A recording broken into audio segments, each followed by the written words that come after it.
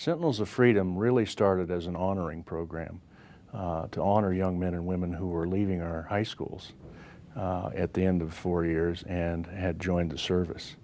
When 9/11 happened, we went to a little more different approach, and that was to honor anyone in the military as they came home at any time. As a result of a couple of young men getting injured and wounded, one of them my son, I developed the concept that we needed to try and provide a more comprehensive package for the individuals as they came home.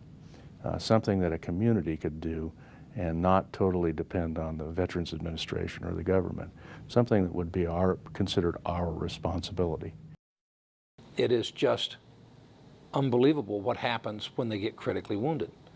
The military tries to take care of its own, and the VA is fabulous, but once they walk out with a total disability, even though they still have medical care available to them, they're just out the door. Many of them are fortunate enough to have family and friends and a good network of people that are going to help them get back and have whatever quality of a life they can have. Some of them do not have that. When I heard about Sentinels of Freedom, I thought, if they could do what they have done on such a limited scale, why couldn't RE/MAX throw some of our resources into it? Be a primary sponsor, not the only sponsor. And with the resources we have, such as the RE/MAX satellite network, the filming ability, the ability to build training materials on how other brokers could do the same thing this individual did on a grassroots effort, it made all the sense in the world. I think the program can be spread to other communities. I think it requires a few things. It requires leadership, either a board and or individuals that are really passionate about making it happen and seeking out candidates that are interested in a particular community. But it's tough at the start because you have to have some folks with vision that have to kind of see through a fairly long cycle in getting it rolling and have the energy and endurance to make it happen. And that isn't a 1 week, 2 week kind of instant reward. It takes 6 to 12 months to really get the first individual in the right environment and go. Sentinels of Freedom came to us. One of the first things they approached us is, we're not a charitable organization, we're not a charity.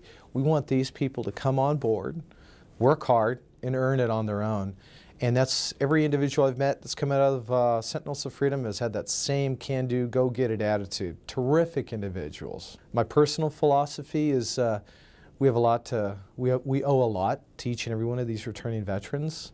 And I mean, it's something we should all step out of the box, take a look around and see what we can do. I've told Mike that we can't wait for the next one that he identifies. We're very fortunate right now at Chevron. We're in an environment where we're growing very rapidly. We're investing billions of dollars every year. And to support that, we're hiring thousands of people every year. So we're ready to take on as many as Mike and the organization can identify.